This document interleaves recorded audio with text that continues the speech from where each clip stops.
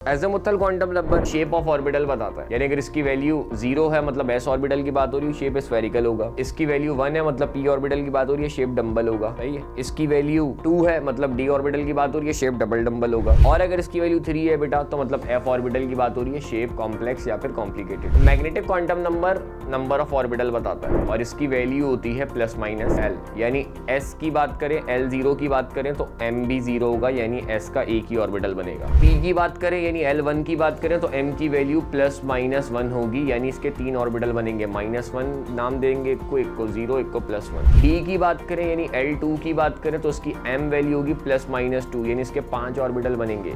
-2 -1 0 +1 +2। f की बात करें मतलब L3 की बात करें तो इसकी वैल्यू +-3 होगी, यानी एक को -3 -2 -1 0 +1 +2 +3 का नाम देंगे।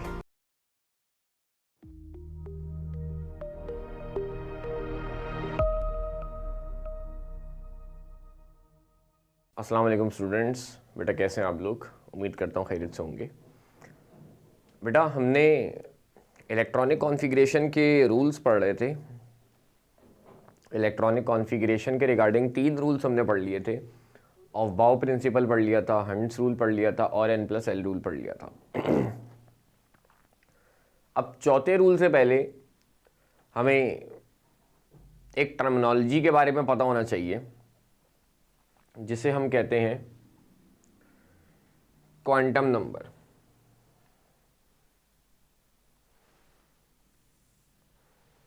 क्वांटम नंबर क्या होते हैं? The number that assigns the position and energy of an electron are called quantum numbers.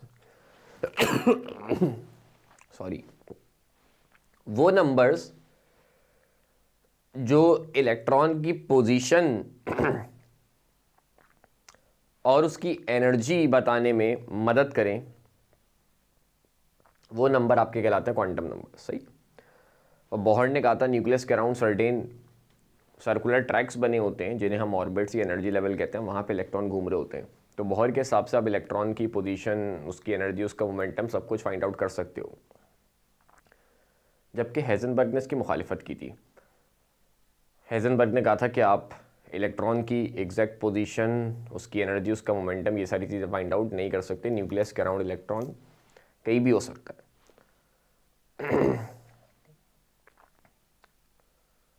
तो वो नंबर जो आपको इलेक्ट्रॉन की पोजीशन या फिर उसकी एनर्जी बताने में मदद करें, वो नंबर आपके कहलाते हैं क्वांटम नंबर। 4 तरह के क्वांटम नंबर आपके पास होते हैं। सबसे पहला प्रिंसिपल क्वांटम नंबर होता है जिसको n से रिप्रेजेंट करते हैं। सही है। प्रिंसिपल क्वांटम नंबर जिसको n से रिप्रेजेंट करते हैं। एज़ीमुथल क्वांटम नंबर जिसको l से रिप्रेजेंट करते हैं। मैग्नेटिक क्वांटम नंबर जिसको m या फिर m के नीचे m की सबस्क्रिप्ट में l लगा के भी रिप्रेजेंट करते हैं। और स्पिन क्वांटम नंबर जिसको सिंपल s या फिर m के नीचे s लगा के उससे भी रिप्रेजेंट करते हैं। अब सबसे पहले प्रिंसिपल क्वांटम नंबर क्या बताता है? प्रिंसिपल क्वांटम नंबर का सिंबल होता है बेटा n। n आप पहले भी पढ़ चुके हो। n इलेक्ट्रॉन का शेल बताता है, उसका ऑर्बिट बताता है। तो प्रिंसिपल क्वांटम नंबर आपका क्या बताता है? एनर्जी लेवल या फिर शेल नंबर, मतलब इलेक्ट्रॉन किस शेल में, किस ऑर्बिट में, वो आपको पता चलता है प्रिंसिपल क्वांटम नंबर से। सही है। जैसे अगर n की वैल्यू 1 है, इसका मतलब इलेक्ट्रॉन पहले शेल में। n की वैल्यू 2 है मतलब इलेक्ट्रॉन दूसरे शेल में। n की वैल्यू 3 है मतलब इलेक्ट्रॉन तीसरे शेल में। ठीक है। या फिर मैं यूं भी कह सकता हूं कि जो प्रिंसिपल क्वांटम नंबर है वो इलेक्ट्रॉन की एनर्जी बताता है। कोई पहले शेल में है तो उसकी उतनी एनर्जी होगी जितनी पहली शेल की होती है, पिछली क्लासेस में जब हमने कैलकुलेट की थी। दूसरे शेल में है तो उसकी एनर्जी वही होगी जो दूसरे शेल की होती है। सही है, वो फॉर्मूला निकाला था हमने, -1313 अपॉन -1313.315 अपॉन n स्क्वायर। तो n की जगह 1 पुट करो, पहले शेल की एनर्जी आ जाएगी, n की जगह 2 पुट करो, दूसरे शेल की एनर्जी आ जाएगी। तो मैं यूँ भी कह सकता हूँ कि प्रिंसिपल क्वांटम नंबर इलेक्ट्रॉन की एनर्जी बताता है, और यूँ भी कह सकता हूँ इलेक्ट्रॉन का न्यूक्लियस से डिस्टेंस बताता है। भाई पहले शेल में है तो मतलब इतने डिस्टेंस पे, दूसरे शेल में न्यूक्लियस से डिस्टेंस इतना है, तीसरे शेल में डिस्टेंस और ज़्यादा है, चौथे शेल में डिस्टेंस और ज़्यादा है। और एक और इम्पॉर्टेंट चीज़, मैं यूं भी कह सकता हूं कि प्रिंसिपल क्वांटम नंबर जो है वो आपका साइज ऑफ ऑर्बिटल बताता है। सही है, सबसे इंपॉर्टेंट चीज़, आपका प्रिंसिपल क्वांटम नंबर जो है n जो है वो आपका साइज ऑफ ऑर्बिटल बताता है। यानी आपसे एमसीक्यूज में पूछ सकता है कि 1s ऑर्बिटल और 2s ऑर्बिटल किसका साइज बड़ा होगा, किसका साइज छोटा होगा। तो 2s ऑर्बिटल का साइज बड़ा होगा एज कम्पेयर टू 1s से। यानी जैसे जैसे n बढ़ता रहेगा वैसे वैसे साइज ऑफ ऑर्बिटल भी बढ़ता रहेगा, क्योंकि जैसे जैसे n बढ़ रहा है वैसे वैसे ऑर्बिटल न्यूक्लियस से दूर जा रहा है। न्यूक्लियस से दूर जा रहा है तो न्यूक्लियस का पुल उसकी तरफ कम हो जाएगा, तो उस ऑर्बिटल का साइज ऑटोमेटिकली इंक्रीज होता रहेगा। तो n की वैल्यू आप बढ़ाओगे, प्रिंसिपल क्वांटम नंबर बढ़ाओगे, तो इलेक्ट्रॉन की एनर्जी बढ़ेगी, उसका न्यूक्लियस से डिस्टेंस बढ़ेगा और साइज ऑफ ऑर्बिटल भी बढ़ेगा। तो एमसीक्यूज में बात आ सकती है कि बाय इंक्रीजिंग n क्या होगा।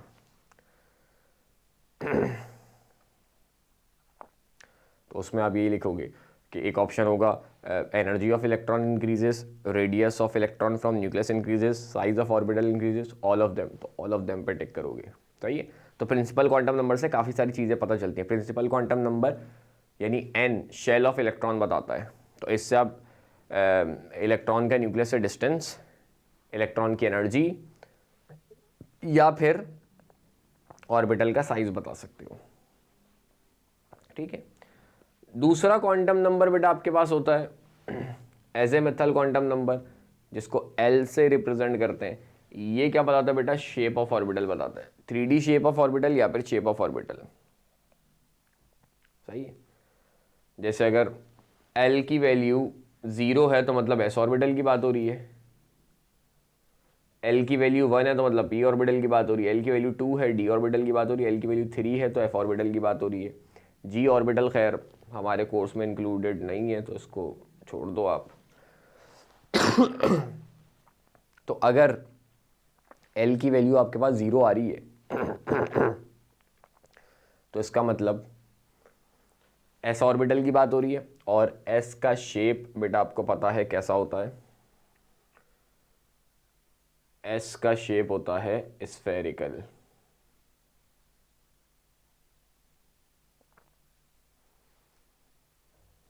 सही है, कैसा होता है भी ड्रॉ भी कर दूंगा आगे। और L की वैल्यू अगर 1 आ रही है तो मतलब p ऑर्बिटल की बात हो रही है, और p का शेप होता है बेटा डम्बल।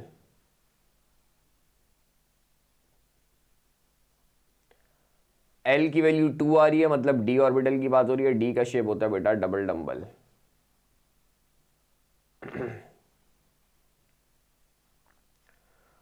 और अगर L की वैल्यू 3 आ रही है मतलब f की बात हो रही है, तो f का शेप होता है कॉम्प्लिकेटेड, कॉम्प्लेक्स सा होता है।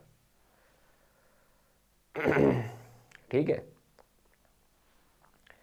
एक और इंपॉर्टेंट बात जो यहां पे मेंशन की गई है वो ये कि L की वैल्यू 0 से लेके उसकी जो मैक्सिमम वैल्यू होती है वो n-1 होती है। यानी अगर मैं कहूं n1 है n1 है यानी पहला शेल है सिर्फ, तो n-1 करो 0 तो L की वैल्यू 0 होगी। दूसरा शेल है n2 है तो L की वैल्यू 0 होगी, और 2-1 करोगे यानी n-1 करोगे तो 1 आएगा, तो L की वैल्यू 0 और 1 होगी। तीसरे शेल की बात करोगे तो L की वैल्यू 0, 1, 2, 3 होगी। चौथे शेल की बात करोगे तो L की वैल्यू 0 1 2 3 होगी। पहले शेल में L 0 है और आपको पता है पहले शेल में सिर्फ s ऑर्बिटल होता है। दूसरे शेल में L की वैल्यू 0 और 1 होगी, यानी s और p। दूसरे शेल में आपको पता है बेटा s और p ऑर्बिटल होते हैं। तीसरे शेल की बात करें तो L की वैल्यू 0 1 2 3 होगी और तीसरे शेल में आपको पता है sp d होते हैं। चौथे शेल की बात करें तो L की वैल्यू 0 1 2 3 होगी, यानी sp-df होगा। चौथे शेल में sp-df होते हैं। ठीक है, तो L की वैल्यू 0 से स्टार्ट होती है और कहाँ तक जाती है, n-1 तक जाती है, यानी L की वैल्यू n के बराबर या इससे बड़ी कभी भी नहीं हो सकती। अगर आपको बोले n 4 है, L की मैक्सिमम वैल्यू कहाँ क्या होगी, 3 होगी, 3 से एक्सीड नहीं कर सकती। तीसरा क्वांटम नंबर है बेटा मैग्नेटिक क्वांटम नंबर। ये आपको ऑर्बिटल की तादाद बताता है। नंबर ऑफ ऑर्बिटल कह लो, इससे आपको पता चलते हैं। और इसकी जो वैल्यू है बेटा वो -L से +L तक होती है। जैसे मिसाल के तौर पर S की बात करें, सही है, जैसे मिसाल के तौर पर हम बात करें S ऑर्बिटल की बात करें तो S के लिए, S की अगर हम बात करें तो S के लिए L वैल्यू होती है 0, तो M वैल्यू भी क्या हो जाएगी 0। ऐसा ही होगा क्योंकि M की वैल्यू +-L होती है, तो +-0 करोगे मतलब 0। तो इसका मतलब S का एक ही ऑर्बिटल बनेगा, इसको आप 0 कह दोगे। ठीक है, बिल्कुल इसी तरह अगर हम बात करें P की, तो P के लिए बेटा L 1 होता है, तो M की वैल्यू +-1 हो जाएगी, यानी -1 से लेके +1। तो इसका मतलब P के 3 ऑर्बिटल बनेंगे। स्क्वायर करके बना देते हैं ऑर्बिटल को। S का तो एक ही बना, उसको 0 का नाम दे दिया। P के 3 बनेंगे, एक को -1 फिर 0 और फिर +1, क्योंकि L की वैल्यू M की वैल्यू +-L होती है। इसी तरह अगर हम बात करें D की, तो D की L वैल्यू 2 होती है, मतलब बेटा M की वैल्यू +-2 होगी।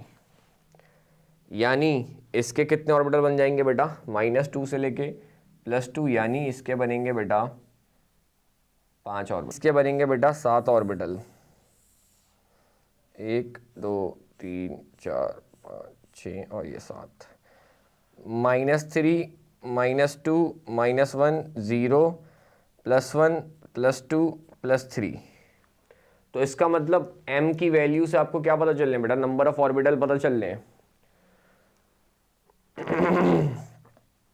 जैसे S की बात करें तो S का एक ऑर्बिटल बनेगा, M की वैल्यू से पता चला क्योंकि इसका M 0 था, 0 का मतलब एक ही वैल्यू है, तो एक ऑर्बिटल बनेगा।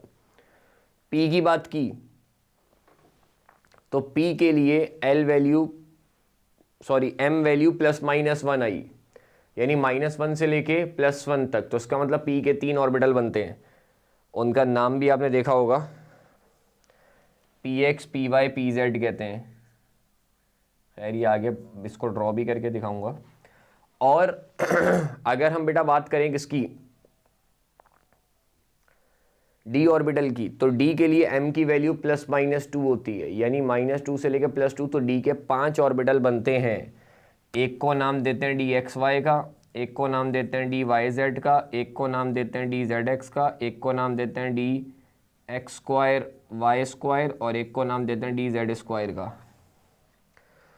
और अगर F की बात करें तो F के लिए M वैल्यू +-3 होती है, यानी F के 7 ऑर्बिटल बनते हैं।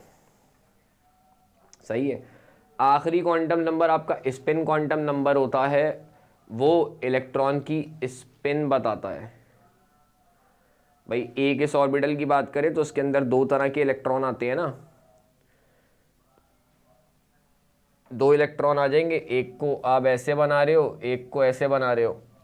इसी तरीके से बनाते हैं। तो एक की स्पिन को बोल देते हैं प्लस हाफ और माइनस हाफ जो है वो दूसरे की स्पिन हो जाती है। अब ये ज़रूरी नहीं इसको प्लस हाफ कहो उसको माइनस हाफ कहो, बस एक प्लस हाफ है एक माइनस हाफ है, मतलब एक की स्पिन एंटी क्लॉकवाइज है तो दूसरे की स्पिन क्लॉकवाइज है। तो एक को अगर आप पॉजिटिव कह रहे हो दूसरा नेगेटिव हो जाएगा। ये ज़रूरी नहीं है कि आप क्लॉकवाइज वाले को पॉजिटिव कहो एंटी क्लॉकवाइज वाले को नेगेटिव कहो, या ऊपर वाले को पॉजिटिव कह रहे हो नीचे वाले को नेगेटिव कह रहे हो। बस एक पॉजिटिव है तो दूसरा उसके रिस्पेक्ट से क्या है बेटा, नेगेटिव है। तो ये 4 क्वांटम नंबर्स होते हैं। प्रिंसिपल क्वांटम नंबर शेल बताता है, इससे आप इलेक्ट्रॉन की एनर्जी, इलेक्ट्रॉन का न्यूक्लियस से डिस्टेंस और ऑर्बिटल का साइज बता सकते हो। जैसे जैसे n बढ़ाओगे वैसे वैसे ये सारी चीज़ें बढ़ेंगी। इसकी वैल्यू 1 2 3 एंड सो ऑन इस तरीके से होती है। सही है।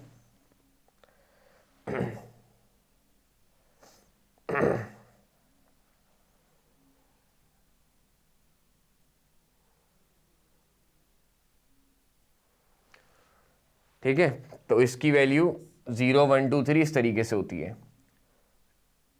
Magnetic azimuthal quantum number shape of orbital बताता है, यानी अगर इसकी वैल्यू 0 है मतलब s ऑर्बिटल की बात हो रही है, शेप स्फेरिकल होगा। इसकी वैल्यू 1 है मतलब p ऑर्बिटल की बात हो रही है, शेप डंबल होगा। सही है। इसकी वैल्यू 2 है मतलब d ऑर्बिटल की बात हो रही है, शेप डबल डंबल होगा। और अगर इसकी वैल्यू 3 है बेटा तो मतलब f ऑर्बिटल की बात हो रही है, शेप कॉम्प्लेक्स या फिर कॉम्प्लिकेटेड होगा। Magnetic quantum number number of orbital बताता है और इसकी वैल्यू होती है प्लस माइनस l, यानी s की बात करें l0 की बात करें तो m भी 0 होगा, यानी s का एक ही ऑर्बिटल बनेगा। p की बात करें यानी l1 की बात करें तो m की वैल्यू प्लस माइनस 1 होगी, यानी इसके 3 ऑर्बिटल बनेंगे। -1 नाम देंगे, एक को 0, एक को +1। d की बात करें यानी l2 की बात करें तो इसकी m वैल्यू होगी +-2, यानी इसके 5 ऑर्बिटल बनेंगे, -2 -1 0 +1 +2। f की बात करें मतलब l3 की बात करें तो इसकी वैल्यू +-3 होगी, यानी एक को -3 -2 -1 0 +1 +2 +3 का नाम देंगे। ठीक है। इसके बाद नीचे बेटा कुछ फॉर्मूले लिखे हुए, पहले भी डिस्कस कर चुके हैं इसको। वो ये कि अगर आपको किसी शेल में इलेक्ट्रॉन निकालने हो, n मतलब शेल में इलेक्ट्रॉन निकालने हो बेटा, तो उसका फॉर्मूला होता है 2n²। सही, किसी भी शेल में इलेक्ट्रॉन निकाल लो, पहले भी ये बता चुका था पिछले पार्ट में आपको। और सब शेल में इलेक्ट्रॉन निकाल लो यानी s p d f, इसमें कितने इलेक्ट्रॉन आते हैं तो उसका फॉर्मूला होता है 4l+2। 4l+2 भी लिख सकते हैं इसको, या फिर 2 ब्रैकेट में 2l+1 भी लिख सकते हैं, एक ही बात है। 2 को मल्टीप्लाई करा दिए तो ये हो जाएगा 4l और वो हो जाएगा 2। जैसे अगर मैं बात करूं कि भाई मैं कहूं s में कितने इलेक्ट्रॉन आते हैं तो आप l की जगह डाल दो 0, तो आंसर आपके पास 2 आ जाएगा। तो s में 2 इलेक्ट्रॉन आते हैं, देख सकते हो बेटा s का एक ऑर्बिटल बनता है, इसमें कितने इलेक्ट्रॉन डालूंगा, ऑब्वियसली 2 इलेक्ट्रॉन डालूंगा। सही है। l1 रखो, p की बात करो, p में कितने इलेक्ट्रॉन आते हैं, l की जगह डाल दो बेटा 1, इस यहाँ पे डाल दो यहाँ पे डाल दो, मर्जी है। सॉल्व करोगे कितना आंसर आएगा, 4 1 4 4 + 2 6, तो p में 6 इलेक्ट्रॉन आते हैं। कैसे बेटा देख लो, p के 3 ऑर्बिटल बनते हैं तो 6 इलेक्ट्रॉन आएंगे ना इसमें। इसी तरह d की बात करोगे, l की जगह 2 डालोगे तो आंसर 10 आएगा, यानी d में 10 इलेक्ट्रॉन आते हैं, तो बेटा 10 इलेक्ट्रॉन आ गए। 3 डालोगे यानी f की बात करोगे तो आपका 14 आंसर आएगा। तो f में 14 इलेक्ट्रॉन डलते हैं क्योंकि इसके 7 ऑर्बिटल बनते हैं। सही है। तो शेल में कितने इलेक्ट्रॉन आते हैं 2n² से निकाल सकते हो। जैसे पहले शेल की बात करो तो 1 का स्क्वायर 1 1 2 2, पहले शेल में 2 इलेक्ट्रॉन आते हैं। दूसरे शेल की बात करो उसमें 8 इलेक्ट्रॉन आएंगे, तीसरे शेल में 18 आएंगे, चौथे शेल में 32 आएंगे। सब शेल में इलेक्ट्रॉन निकालने हो तो इस फॉर्मूले से निकालो। तो इस फॉर्मूले के हिसाब से s में 2 इलेक्ट्रॉन आते हैं, p में 6 आते हैं, d में 10 आते हैं, f में 14 आते हैं। एक ऑर्बिटल में इलेक्ट्रॉन निकालने हो तो उसका कोई फॉर्मूला नहीं होता, एक ऑर्बिटल में मैक्सिमम इलेक्ट्रॉन 2 ही आते हैं। तो अगर आपसे पूछे एक ऑर्बिटल में मैक्सिमम कितने इलेक्ट्रॉन आ सकते हैं, आप बोलोगे 2। सब शेल यानी sp df में कितने इलेक्ट्रॉन आते हैं, इस फॉर्मूले से निकालोगे। और शेल में कितने इलेक्ट्रॉन आते हैं, तो 2n² वाले फॉर्मूले से निकालोगे। ठीक है। अच्छा, कुछ और फॉर्मूले भी बता देता हूँ, पिछली क्लास में उनका जिक्र किया था, आगे हो सकता है आपके काम है, तो वो भी फॉर्मूले मैं आप लोगों को लिख देता हूँ। जैसे एक फॉर्मूला होता है कि आपको ऑर्बिटल्स निकालने हो इन अ शेल, एक शेल में आपको ऑर्बिटल निकालने हो कि एक शेल में कितने ऑर्बिटल आते हैं, तो उसका फॉर्मूला होता है बेटा n²।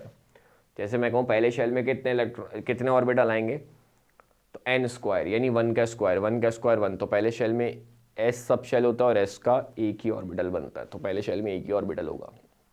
दूसरे शेल की बात करो तो n², यानी 2 का स्क्वायर 4, तो दूसरे शेल में 4 ऑर्बिटल होंगे। दूसरे शेल में बेटा s आता है और p आता है, s का एक ऑर्बिटल, p के 3 ऑर्बिटल, कितने हो गए, 4। तीसरे शेल की बात करो तो n का स्क्वायर बेटा 9 आंसर आएगा। तीसरे शेल में s होता है, p होता है, d होता है, s का एक ऑर्बिटल, p के 3 ऑर्बिटल, d के 5 ऑर्बिटल, तो 9 हो गए। चौथे शेल की बात करो, 4 का स्क्वायर 16, एक s का, 3 p के, 5 d के और 7 f के, कितने हो गए, 16 हो गए। तो शेल में ऑर्बिटल निकालने हो तो उसका फॉर्मूला होता है n²। ठीक है। और इसी तरह बेटा अगर आपको ऑर्बिटल निकालने हो सबशेल, सबशेल में आपको इलेक्ट्रॉन निकालने हो तो उसका फॉर्मूला होता है बेटा 2l+1, यानी यहाँ से 2 हटा देते हैं। जैसे मैं बोलूँ s में कितने ऑर्बिटल आएंगे, तो l की जगह 0 डालो, 1 आंसर आएगा, s का एक ऑर्बिटल बनता है आपके सामने। p में कितने ऑर्बिटल आएंगे, l की जगह इस फॉर्मूले में 1 डालो, आंसर आएगा 3, p के 3 ऑर्बिटल बनते हैं। d में कितने ऑर्बिटल आते हैं, 2 डालो l की जगह, 5 ऑर्बिटल आ जाएंगे d में। f की बात करो, 3 डालो l की जगह, 7 आंसर आएगा, f के 7 ऑर्बिटल बनते हैं। सही है। और एक और भी फॉर्मूला बता देता हूँ, एक आखिरी, सब शेल निकालने हो शेल में,